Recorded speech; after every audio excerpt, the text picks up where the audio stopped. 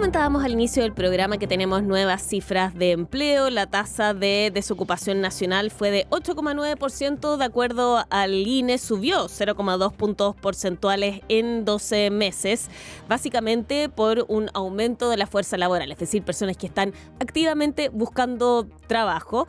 Y esa parte de la población creció más que las personas que efectivamente encontraron un trabajo, es decir, hay ánimo para el empleo, para buscar empleo, lo que es visto siempre como una buena señal, pero eso no está dando abasto. La manera en que se están creando los empleos sigue siendo demasiado lenta y eso ha llevado a que la tasa de desocupación esté en 8,9%. Bueno, esa no es la única razón por la cual vamos a estar hablando de empleo en esta jornada. Tenemos negociación por salario mínimo, tenemos también nuevas medidas para poder incentivar la contratación o mantener el empleo, dependiendo cómo uno pueda mirarlo. Estoy hablando aquí de algunas políticas incluidas en la ley de reconstrucción. Tanto tema para hablar con nuestro entrevistado Giorgio Bocardo, exministro del Trabajo. Giorgio, un gusto tenerte nuevamente aquí en nuestro programa, ahora ya como exministro,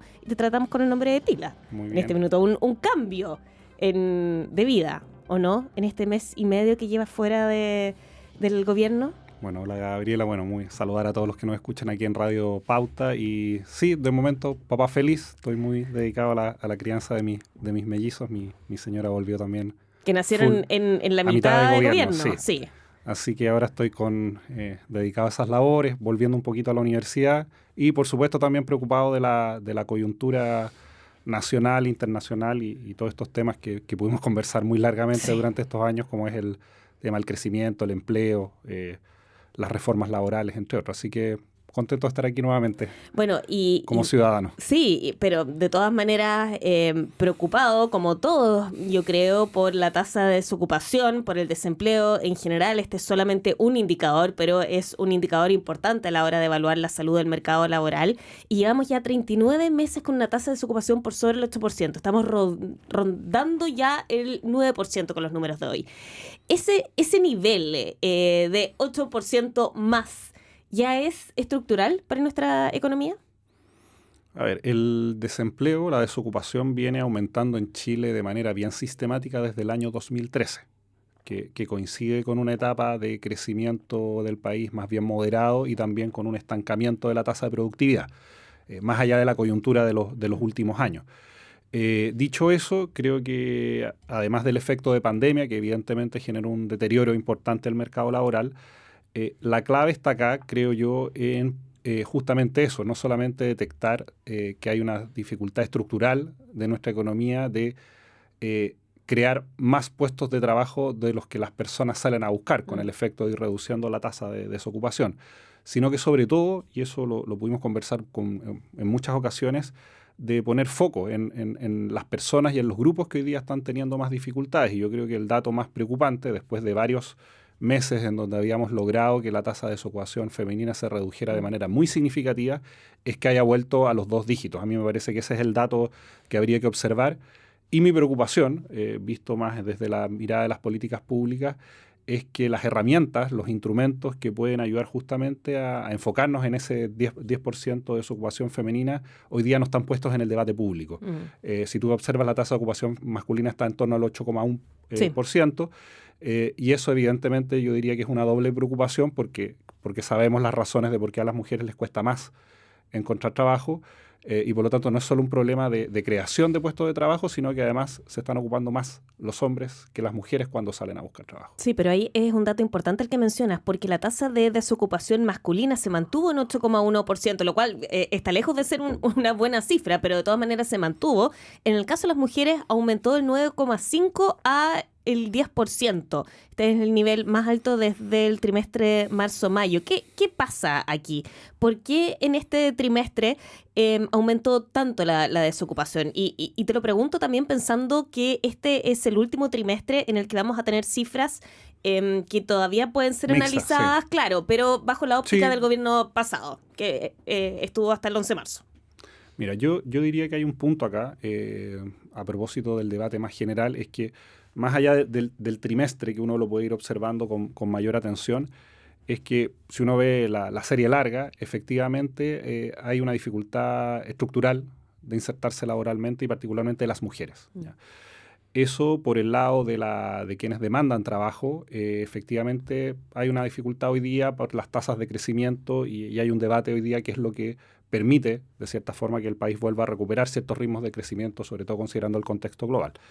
Pero por el lado de la oferta, hay un problema respecto a por qué se contratan menos mujeres. Y algo que a mí me sorprendió mucho en el debate a propósito del anuncio de este megaproyecto en materias estrictamente laborales, es que si yo tuviera que haber puesto énfasis o foco en medidas, uno, creo que al país le legamos, en marzo de este año se aprobó un subsidio unificado al empleo, que es una herramienta que discutimos largamente, que ayuda a crear nuevos puestos de trabajo con foco en mujeres, con foco en jóvenes, y ahí quizás lo que hubiera correspondido es más bien acelerar la implementación de esa nueva ley, porque ya el país cuenta con un instrumento moderno para aquello, que además fue aprobado de manera unánime, incluso con votos de republicanos. Entonces, me llama la atención de que se le podrían haber puesto más recursos a ese subsidio, más énfasis, haber acelerado el tranco de la implementación de esa ley, y se tomó otra opción. Y la segunda es que si uno de verdad está preocupado de implementar y acelerar la creación de puestos de trabajo de mujeres y efectivamente hacerlas menos costosas al momento de que un empleador tiene que decidir si contrata a un hombre o una mujer, habría que haber acelerado el debate de Sala Cuna. Y si tú ves en el debate actual, quedó pospuesto una vez más. Pero para ser justo, sí, en el gobierno, en la administración pasada, en la cual fuiste parte, también se aceleró esa discusión hacia el final de la administración. Tampoco los últimos 2 años. Sí, pero tampoco se le puso... La mitad del gobierno. Bueno, pero por algo tampoco se aprobó finalmente. Y no fue solamente por falta de consenso político, ¿o sí? No, yo diría que había un acuerdo técnico y político amplio. Creo que ahí más bien primaron cálculos de instalación del nuevo gobierno y señales que se estaban dando a ese nuevo sistema. Pero incluso si era efectivo, y yo lo dije en alguna entrevista, que si era efectivo, que estaba el interés, hubieras podido partir el 12 de marzo acelerando esta discusión. Solamente para que tengamos órdenes de magnitud. El crédito fiscal que está proponiendo el gobierno cuesta algo así como 1.200, según lo que ha dicho el gobierno, 1.500 millones de dólares he visto en algunos informes, pero... Están en torno a los 1.400 millones. Claro, 1.400 millones de dólares, dependiendo también el cálculo del tipo de cambio. Y Sala Cuna costaba entre la cotización sumado al aporte del Estado algo así como 300 millones de dólares. Estamos hablando de que Sala Cuna cuesta 5 veces menos que el actual proyecto de ley. Y no solo eso, según un informe de Chile Mujeres, señalaba que se creaban 150.000 nuevos puestos de trabajo de mujeres.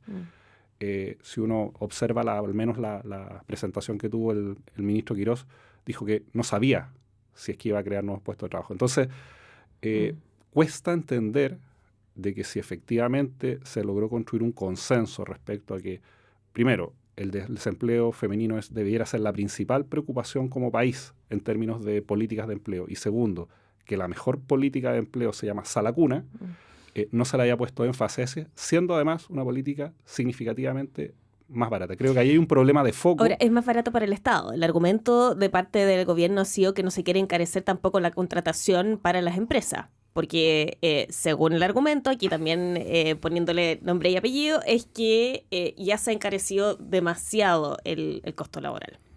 Y esto es algo que también reconoce el Banco Central. Que se ha encarecido, no demasiado. Eso ya es un adjetivo que usé yo. Yo creo que Sala Cuna es una inversión. Y hay que verlo así. Y creo que es una mirada de muy corto plazo pensar que es un gasto. Primero porque a las grandes y medianas empresas el proyecto les iba a reducir los costos laborales. Y a las empresas de menor tamaño, si el proyecto se hacía de buena manera, iba a tener efectos muy acotados, ¿ya? Entonces creo que eso hay que verlo como una inversión y hay que dejar de hablar del gasto asociado a Sala Cuna porque es una inversión tanto para el empleo, tanto para el crecimiento como para nuestros niños. Creo que eso es algo que yo al menos lo defiendo con mucha fuerza. En otras políticas podemos abrir un debate respecto a las gradualidades, a los impactos, pero aquí creo que había un consenso. Entonces yo llamaría que ese fuera una de las prioridades si uno quiere abordar estas cifras de empleo, porque de lo contrario... no ocupando la herramienta de subsidio unificado al empleo, que además se hizo, recuérdalo, con 0 recurso adicional, que es una prioridad que también este gobierno ha planteado, y si no se impulsa sala cuna para Chile, incluso las nuevas políticas que se están implementando pueden en algún momento a través del crecimiento generar empleos. Podemos discutir cuántos, pero podrían generar nuevos empleos. Pero van a seguir reproduciendo esta estructura de desigualdad donde se van a seguir contratando más hombres que mujeres. Entonces, si tenemos un diagnóstico, si tenemos herramientas de política pública, si hay proyectos que han alcanzado acuerdos transversales, cuesta entender que no se ponga el foco en esto, y nos va a pasar que vamos a estar discutiendo en 6 meses más, Gaby, respecto a ¿por qué subió de nuevo la desocupación femenina? Y vamos a tener este mismo debate. Sí, ahora, esto es un argumento que hemos escuchado hace mucho tiempo. ¿Por qué no se logró entonces en el gobierno pasado? Yo creo, y lo digo con mucha responsabilidad, que habiendo alcanzado un acuerdo bien amplio del ese momento oficialismo de una parte importante de la oposición, y habiendo estado en un momento muy fino ya de los ajustes de proyecto, y habiendo además como gobierno tenido la disponibilidad de que parte de ese proyecto se aprobara en el nuevo gobierno, o creo que no era prioridad, o bien hubo mezquindad política de avanzar en ese momento. Y a veces la mezquindad política es más fuerte que el bien del país. Creo que fue lamentable, lo discutimos mucho en el verano, de hecho esta fue la discusión que se tomó absolutamente el verano. Para mí fue personalmente una gran frustración porque tengo mucha conciencia de lo relevante que es, tanto para los niños como para las mujeres, tener esta posibilidad de mayor autonomía, de libertad, y también es bueno para la economía. Pero, dicho eso, yo al menos voy a seguir insistiendo en este punto, y creo que si el gobierno está disponible a avanzar en este tipo de políticas, va a encontrar en la oposición, a la cual yo también soy parte, soy militante del Frente Amplio, va a encontrar disposición para avanzar. Pero poniendo políticas que efectivamente uno tenga certeza que ayudan a rascar donde pica. Y en este caso, la desocupación femenina creo que debiera ser un foco de atención muy relevante. Estamos conversando con el exministro del Trabajo, académico, Giorgio Bocardo.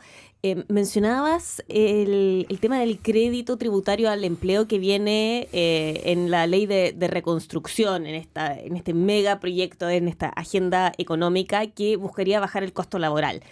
Y mencionabas también que el ministro Quirós no sabe si esto va a incentivar la contratación, porque efectivamente hay un debate sobre si va a tener más impacto en la protección del empleo o en la creación del empleo. ¿Cuál es tu mirada ahí?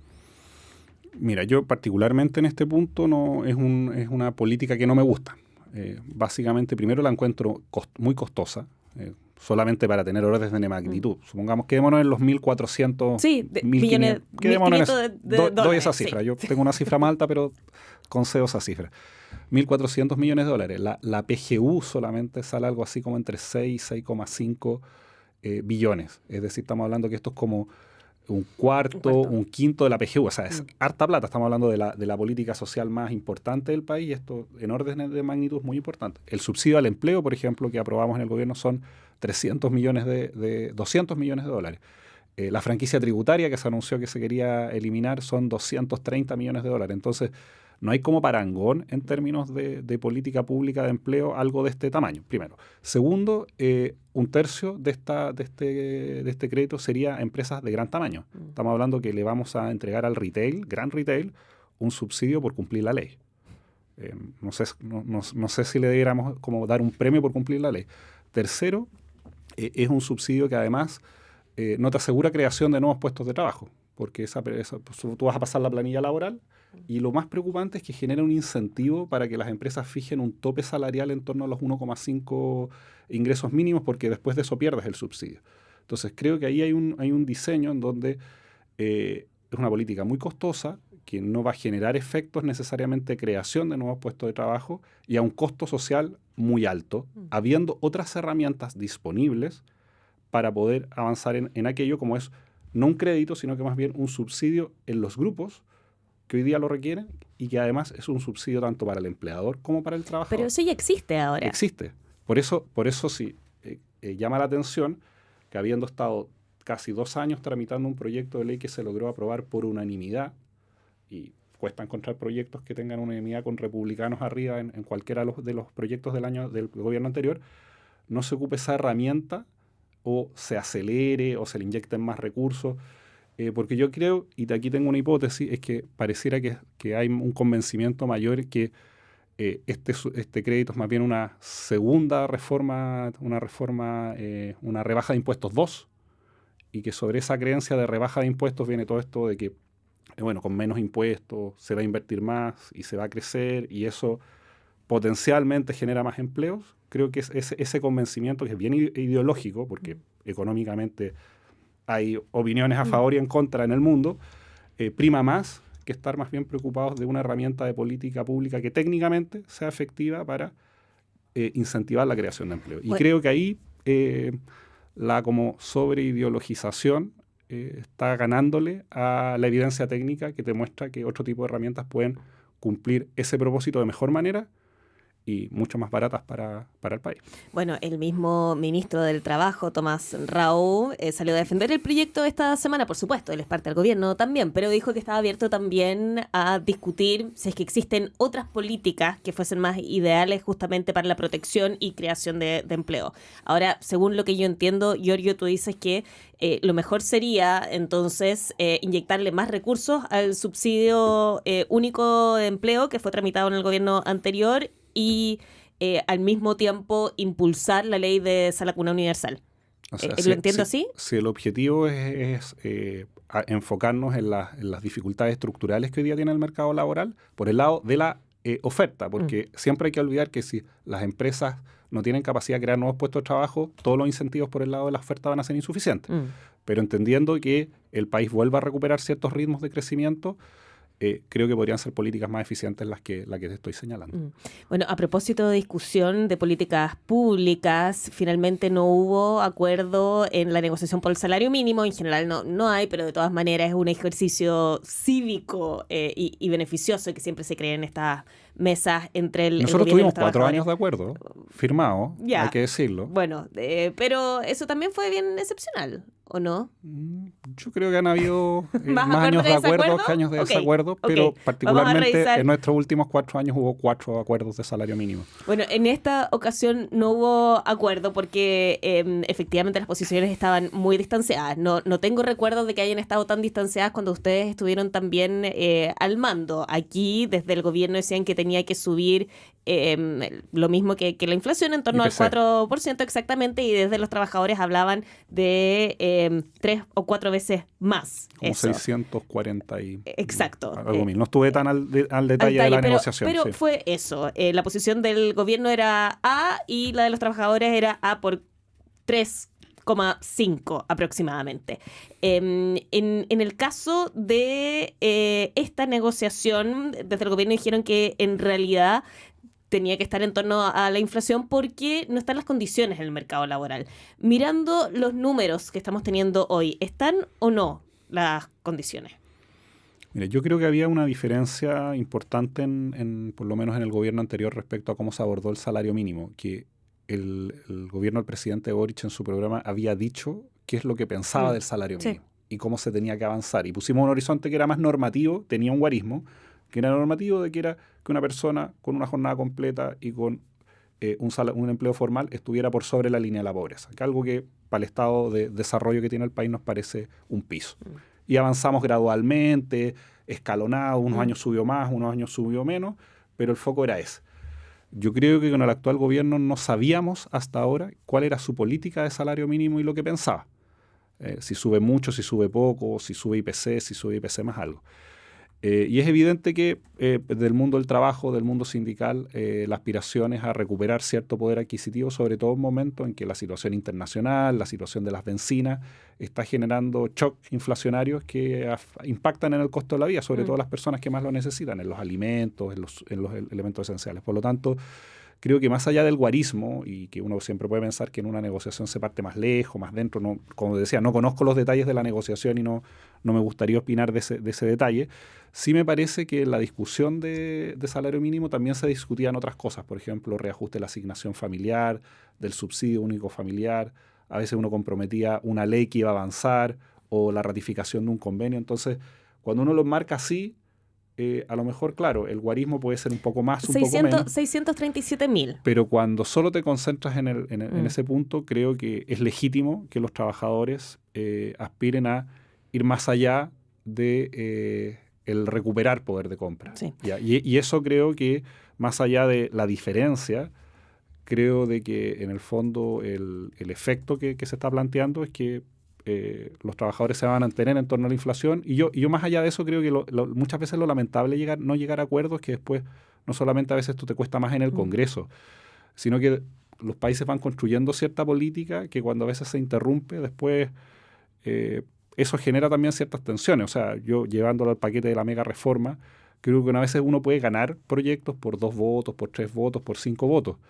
El problema después de eso es que cuando viene un gobierno, cambia la orientación, la tentación a cambiar rápidamente de política es alta. Entonces, nosotros, por ejemplo, en 40 horas, que se está implementando la rebaja actualmente, podríamos haber ganado el proyecto a lo mejor por 3 votos, por 5 votos. Pero, ¿qué me asegura a mí que después en el tiempo, hoy día estemos hablando de la rebaja de 42 horas y no venga el otro gobierno y me diga, mira, tú me ganaste por 3 votos, así que los cambiamos? Entonces, cuando son políticas tan relevantes, a veces las mayorías circunstanciales te juegan una mala pasada en el largo plazo. Y entiendo el punto que estás tratando de hacer, pero para dejar solamente los montos y los números también sobre la mesa, el sueldo mínimo actual está en 539.000. Eso Así fue lo último. El gobierno estaba proponiendo un alza de 23.000 pesos, es decir, dejarlo en 562.000. Eso es lo que entiendo. Sí, y lo que estaba pidiendo la CUT era un alza a 637.000. Es decir, hay una diferencia relevante aquí entre los 637.000 y los 562.000 que decía el gobierno. Y si miramos las cifras de empleo, el número de personas desempleadas aumentó de 710.000 a 860.000 en el periodo en el que se aumentó de manera considerable el sueldo mínimo, en el que sí, se logró acuerdo con el grupo de trabajadores, pero aumentó bastante el número de desocupados. Entonces, con esos números, ¿están las condiciones actualmente? Mira, nosotros hicimos, por eso vuelvo a insistir que esto depende mucho cómo tú encuadres la negociación. Si te concentras solo en el guarismo, es lo máximo que puedo sacar y lo mínimo que puedo entregar. Pero cuando tú lo enmarcas en una política salarial, tú podrías haber dicho, mira, hoy día el país puede estar o no en condiciones de alcanzar esa cifra, pero eso puede implicar a lo mejor una alza escalonada, o mira, marquémonos este norte si se cumplen ciertas condiciones de crecimiento. O sea, cuando tú enmarcas la discusión en una política salarial, el diseño de la negociación es distinto, que es lo que nosotros tratamos de instalar y que por lo menos en los años que me tocó estar a mí, la CUT también trató de instalar. Cuando tú te concentras solo en el guarismo es quien empuja más la trinchera de lo posible.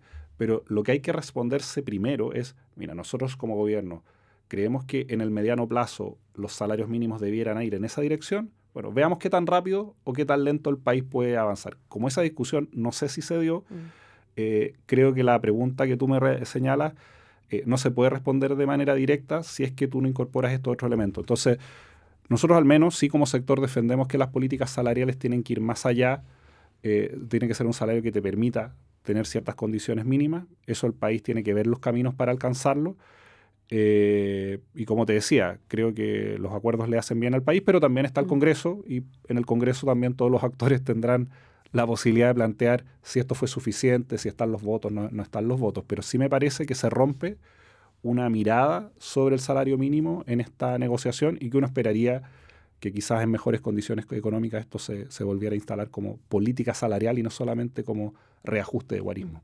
Exministro del Trabajo, Giorgio Bocardo, muchas gracias por habernos acompañado en Mercado Central. No, muchas gracias a ustedes y bueno, y dentro de las buenas noticias es que la jornada laboral ya en esta semana es de 42 horas, así que recordarle a los empleadores de que no es opcional, ya es ley, así que esperamos que la gente esté disfrutando ya de estas nuevas 2 horas en su vida familiar personal. Así que contento por ese avance para el país. Muchas gracias, Giorgio. Muchas gracias a ti.